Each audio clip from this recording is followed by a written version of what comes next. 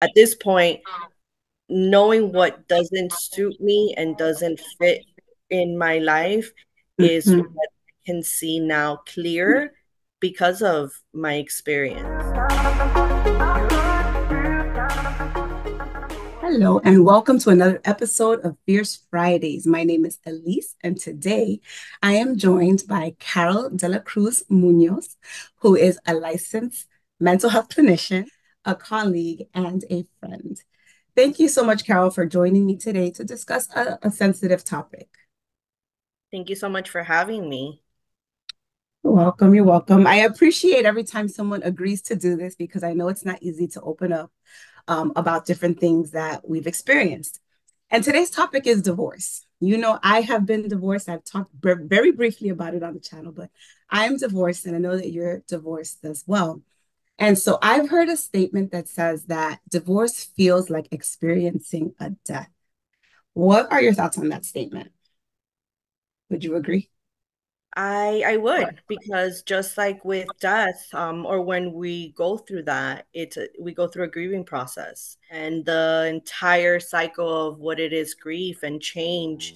You go through different moments of just anger and denial, and then there is a peace, but then just all of those stages just simultaneously happen. It is a death. It's a death of a family, the core family, even if it's still there's still interactions, but just the future of that family is no longer the same. It looks different. You're mourning what could have been, whether it Mhm. was good or bad, and there's always the what if. Mhm. And so for many different people, the what if could be like, what if we would have stayed together? For others, Mhm. it's like, what if I would have stayed in this situation? So for the good or the bad, but it does feel like a death. Yeah. And there's that grieving process that you discussed, right? And we know that grief is not linear, so it's not like you go through denial and then acceptance and all the different things. It's a process and it's circular and there's a lot of emotions involved. So for you, how long ago did you get divorced? So I'm going on 6 years, separated for like two prior to that. So it's been a while. Like the Mhm. separation kind of simultaneously happened with the divorce. The divorce kind of came a little bit later because there was a lot of things that needed to get taken care of, and it required for both people to do certain things, like because we do have children between us.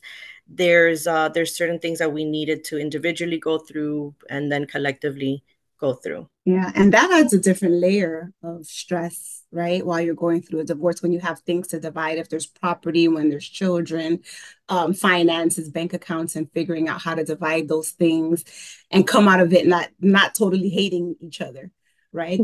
That can be extremely challenging. Now, you mentioned having children. How many kids do you have, and how old are they? So we have four kids together.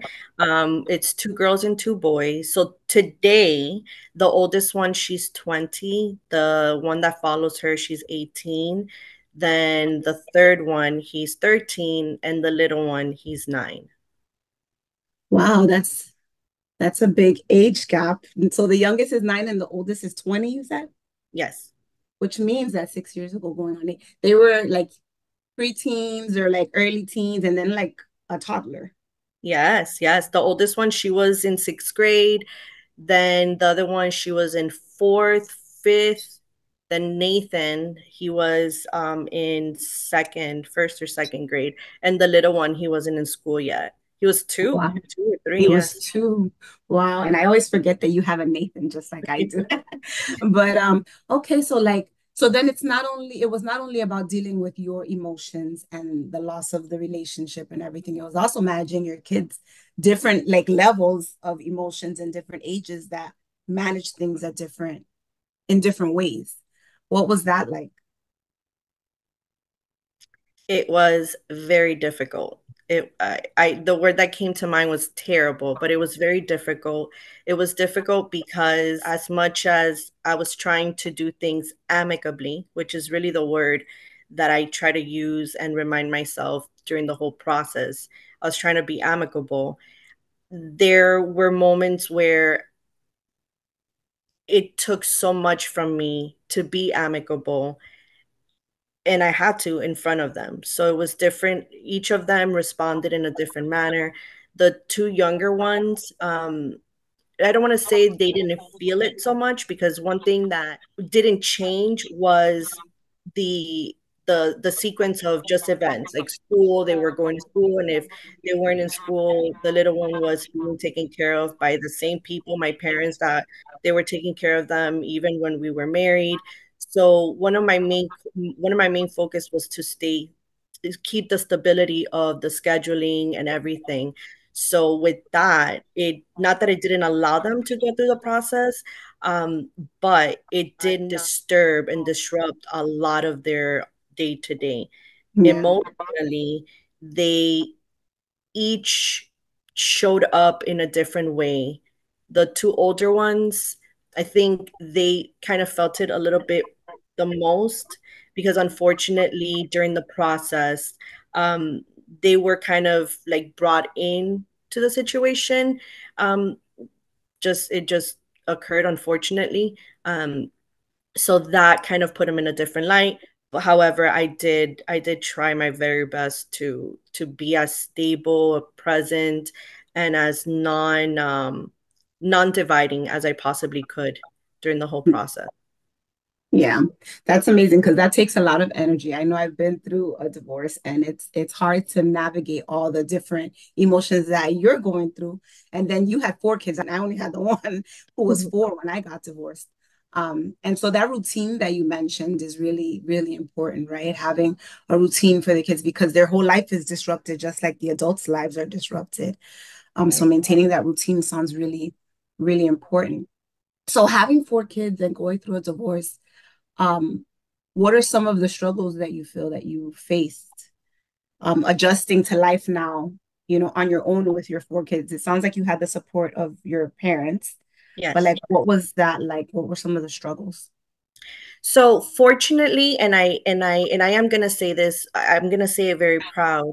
I feel it's fortunate, but very in a blessed way, that struggles other than just kind of keeping a composure, keeping the brave face for my children.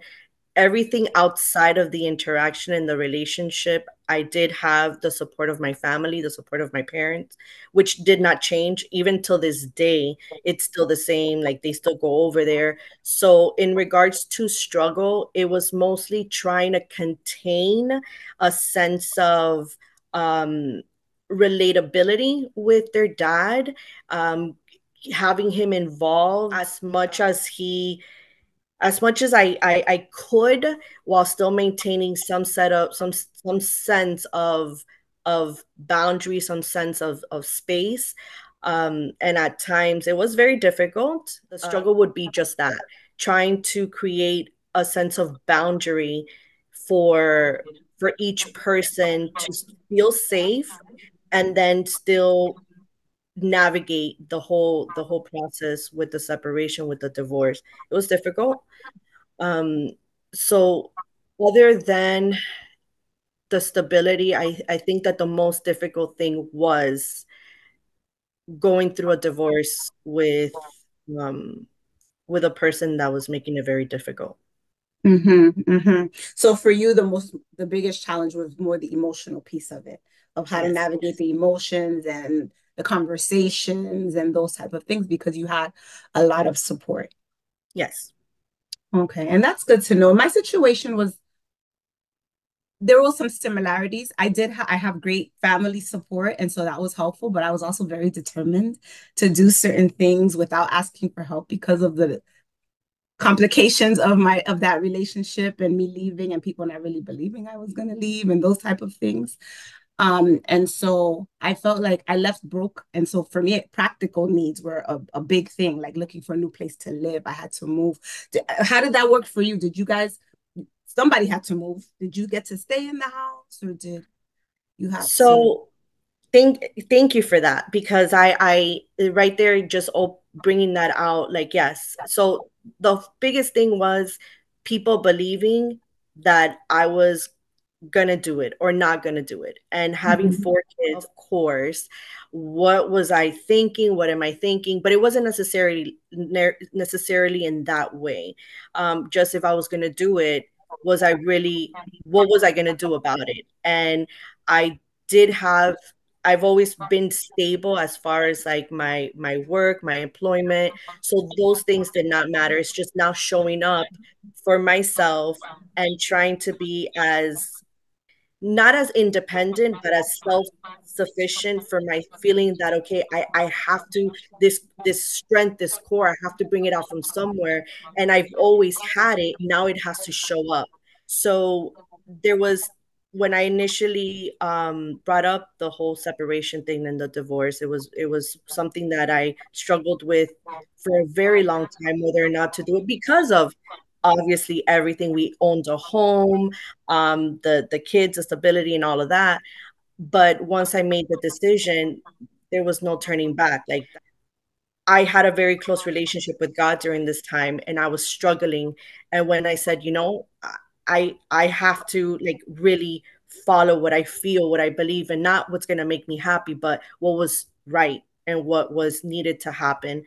Um, there was a lot of resistance on the other end. We did own a home, so I was kind of put against the wall in the sense of if I'm not leaving, so you got to figure it out, and calling my bluff on whether or not my decision was I was going to follow through with my decision.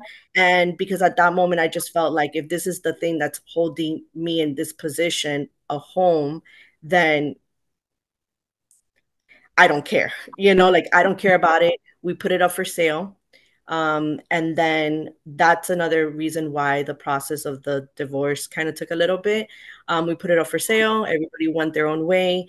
I was able to move in with my parents because I needed that safety, Mhm. not in the way of just making sure like I was on this high, but I knew that eventually that adrenaline and everything else was gonna come down. I needed the support, I needed the safety.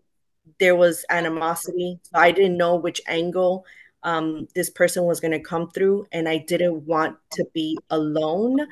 Mhm. Um, because I mean, as is where I was, there was no boundary. Like there was no boundary. So it just worked out to where we moved in with my parents. They had great accommodations for us. I was there for a little bit until just not too long ago that I felt stronger, I felt more sturdy, and I was able to move my kids and myself out and get our place. Wow, that's amazing. And so it takes time, is what I'm hearing, right? It's not like first it takes time to get to a place of even realizing like this is not suiting me, this is not where God wants me. It does not feel right, it doesn't feel good. I got to make this decision. Then the process to like go through the divorce, that's its own situation. And then afterwards, it's like you said, you just not too long ago got your own place because you still needed that support from your family.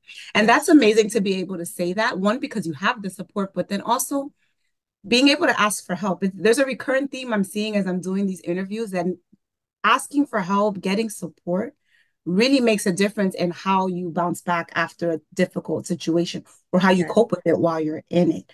So thank you for saying that. And it makes me think of self-care even. Um, because that's something that when you're going through all these challenges, it's like really hard to like take care of yourself. But something you said made me think of self-care. How have you implemented, or how did you implement it then, or how are you implementing self-care now as, as a divorced mom of four children? So I always stayed close to my friends, even though I did not divulge all my information to them. I just felt like everybody was in a different place. However, them knowing where I was, they checked in with me. I made sure I always checked in with them. I stayed consistent with my schedule with work, just so that way I know what I'm doing every single day at every hour. Definitely sought therapy. There was a time that I had introduced family therapy, even with their dad, just to do the co parenting all together. That lasted for a little bit, unfortunately, but I think everybody got what they needed to get from it, and we were able to get off our chest what we needed and moved on. So therapy, physically, I watched what I would eat and what I would drink, and definitely be like, I was more active. It was more of an intentional thing to get active because I just felt like I had so much energy pent up. What I do for a living, I'm sitting down talking to clients, I'm getting all their information. So I had all this pent up physical energy that I try to use it in a work it out in a healthy way.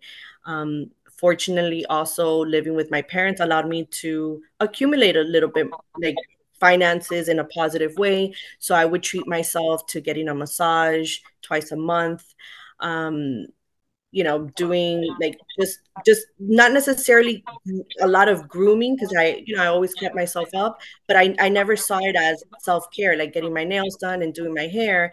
However, the physical touch, like the massages, yes, because it would help me with just like, again, releasing the Stress tension. relief. Mm-hmm. Yes. Um, Therapy also helped me a whole lot, talking through it. Coincidentally, all my friends, my great friends, they're all therapists. Me So too. that in itself, it helped a lot because they were Mm-hmm. they were asking friend questions, but with a therapeutic tone underneath it. Mm-hmm. And when I needed someone to be honest with me, yes, they were brutally honest, which helped too. Um, Spending quality time with my kids, and just really like that's what it was for a good while. It was a lot of family time. I used that time, like right after the beginning, to travel a little bit with them, so that also helped us to get away and disconnect. But as far as, rest, I listened to my body. When I needed to sleep, I would go straight to sleep. I try not to overdo it either, because I know I tend to kind of accumulate a lot on my plate, and that was a way of distraction. But when I noticed I was doing that, I stopped, because I was doing a lot of nothing. Of That's a nothing. good one. A lot of nothing. I mean, that takes a lot of self-awareness. And I think that's often what's lacking, right? There's a lot of self-awareness that needs to happen. I'm glad that you mentioned talking to friends and you also mentioned therapy and knowing who to talk to. Because at the beginning, when you started mentioning your friends, you said, well, like I wasn't telling them like all my business. That's important to know too, because sometimes I know I'm a very talkative person, right? And, I had to learn that you don't tell everyone everything. You have to use discernment and wisdom to say, okay, well, this is a person who I trust, who has given me good counsel in the past. They're not just hearing my business just to hear my business, but I can trust them. And so identifying people that you trust, right, is helpful to have those core friends that you can go to. But then therapy, we're both therapists, and having that person that's an unbiased person to talk Yeah. to. And it's funny because it's like, well, therapists going to therapist. And it's like, yeah, right. We are, it's different when you're so close to something, how you Yes. manage it. Hmm. You can't always see things as clearly when you're like, it's all up in your face. And Yes. so taking a step back, whether you're a therapist or not, I think is probably a very helpful situation to help you see more clearly the things that need to happen. So, Absolutely. yeah. So it's been 6 years, and I know more of your story, but like, tell us about like dating after divorce. What is that like? And as much as you feel comfortable sharing. um, so it took me a while. It really, really did. It took me a while because there everything was just so abrupted, and that was the last thing that I was thinking about. Now I've heard stories where people, they get a divorce, and months later, weeks later, they meet the one. And like, I mean, people have moved on and life has been great. I did not have that. I don't even think that was something that I was looking for. I truly, truly felt that um, I wanted and I needed to spend time at home. I really, really did. I can't tell you I didn't meet people. I there was this one person who, who really showed up, and I just felt like he was really an angel on earth, because the person was literally a friend on the phone, and everything just, he absorbed like every single thing that I was not necessarily going through experiencing, but just even giving a different perspective.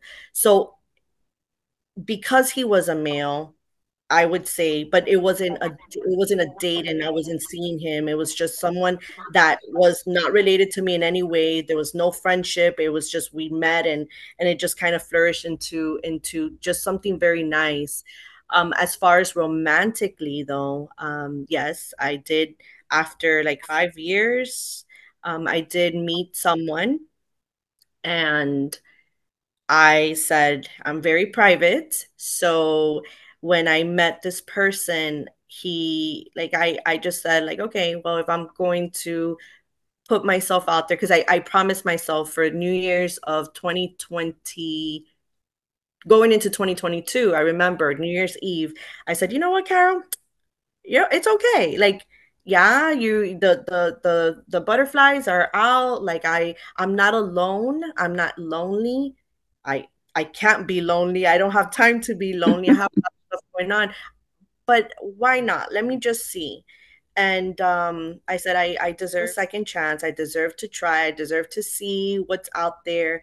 And I did, and I met somebody, and I introduced them to my circle, which I take a lot of pride in my circle. So I felt like this was someone that I was introducing into my world, and I considered him to be someone, that was going to be in my world, and it was just going to grow. Or there was similarities, um, children, because I was not going to date anyone that doesn't have children. My life is very busy, so I needed someone that knows what it is to be a parent, to kind of understand. So yeah, it worked out. Unfortunately, we dated. It was going to be almost 2 years, and unfortunately, it just didn't work out. But Oh, yeah, so I mean, a great experience. Um, Again, not lonely, but now I know that yes, a relationship is where I flourish as a person. mm-hmm. Healthy way. So it was healthy, and it was something that now I know that yeah, I can still develop, still learn. A lot of things I learned great with this person. So it was a great experience. But yeah, so at this point, knowing what doesn't suit me and doesn't fit in my life is Mm-hmm. what I can see now clear because of my experience. Wow, that's powerful. And I did not know that that relationship was over. So thanks for sharing that part of it. And I really believe that there's a saying I've heard, and I think it applies in so many instances, that people come into your life for a reason, a season, or a lifetime. And sometimes we confuse and we put people and let them stay around a lot longer than they were meant to be, when they were there for a season to teach us something or for a Yeah. reason. And so it's that self-awareness that has grown in you to recognize, like, this is not a bad person, it's just not the person for me, you know Yes. is it takes a lot of insight and looking inwards, and self, like working on yourself to come Yes. to that place. But it's nice to know that you have learned and you have grown, and there's a time for everything, right? I think the whole dating after divorce is the one that, like you said, there's people that they move on really quickly, and maybe that's the one for them. Someone had actually given me advice. One of my friend's mothers had told me when I got divorced, give yourself at least a year minimum. If you want to go on dates, but don't romantically like get seriously involved with anyone for a year. And I took that to heart. And she's like, I told my daughter that, and I'm telling you that too. And so for me, I was single for like a little over 2 years before I started dating my husband. But sometimes we do rush and we're not ready. And and then we learn additional lessons, right? And so I know that the right person is out there for you when in God's timing. In God's And time, yes. yeah, in God's timing. And so, with all of that being said, right, like we didn't, I like this conversation because it was really focusing on how to move forward, right, despite the challenges that a divorce brings. What advice would you give someone who is either recently divorced or they're in the process of separating and contemplating divorce? What would you say to them? So, divorce is not for everyone, and I think especially for me, um, I love and I love and I honor and I respect marriages. I really, really do. I My story was not my story really how it was. It wasn't the traditional, and yes, not everybody, some people, again, they meet and a month or two they get married and it's forever, and it didn't work like that in my favor. So I, for whatever the reasons were, whether it be giving it a shot, trying again, trying to see maybe this time, chance after chance, growing, the growing pains of just being an adult.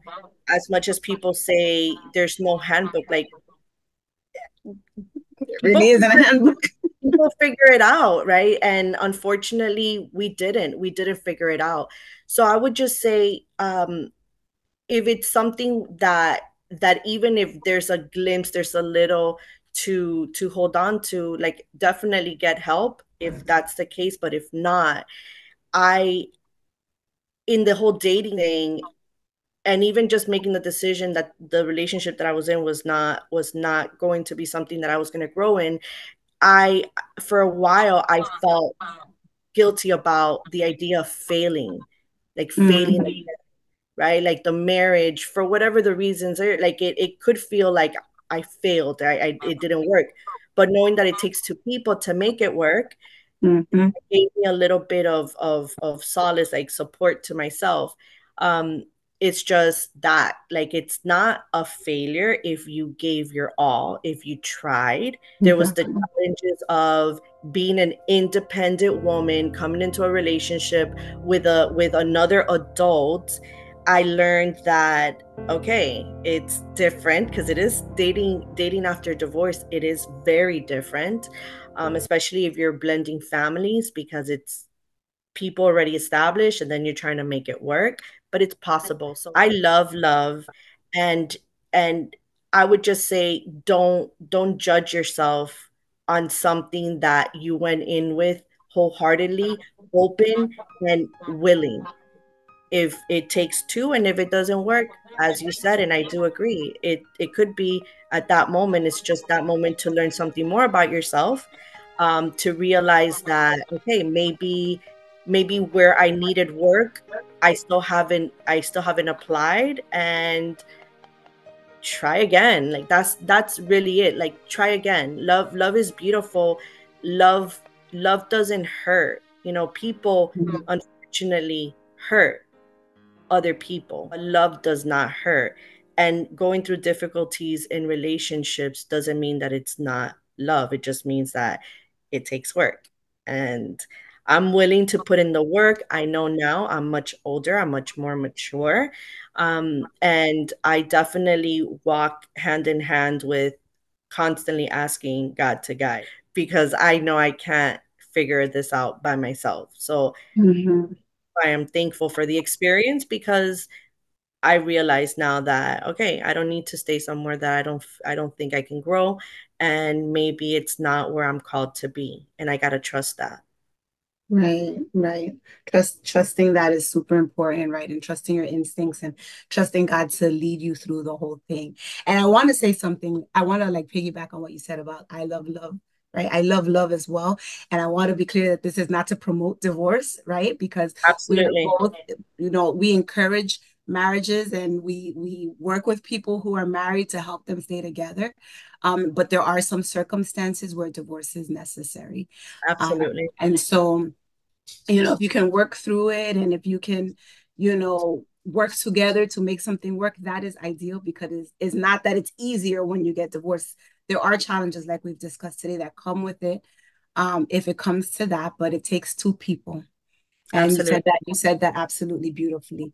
So is there anything you'd like to share? Anything else you'd like to share that maybe I didn't ask you as we come to a close? Uh, I don't know. I can't. I mean, no, I just it's that like yeah, and I'm gonna piggyback on that. Like I even in therapy when I have clients, couples, and especially married couples, I do and I do advise that my stance is that to help a marriage, if there is help, yes, I will definitely help in the whole marriage because I do believe in the sanctification of marriage. And I do think that when God is there, anything is possible. Yeah. So basically, if you're someone watching this and you are either experiencing a divorce, recently divorced, contemplating divorce, seek God. I've always said seek therapy. Find that support that you need to help you through wise counsel, right? To give you good advice, um, and work through it, knowing that you will be okay. So, with that being said, I thank you so much, Carol, for opening up and sharing your journey with us. We know that everyone's experience is different, but I believe that one story at a time, we can truly change the world. And if you have a story to tell, if you're watching this and there's something that you feel that you would like to share with others, please feel free to reach out to me. You can reach me on samarasworld2020@gmail.com. Like, comment, and share. Please remember to subscribe. Thank you so much for joining us. Have a blessed day. Bye.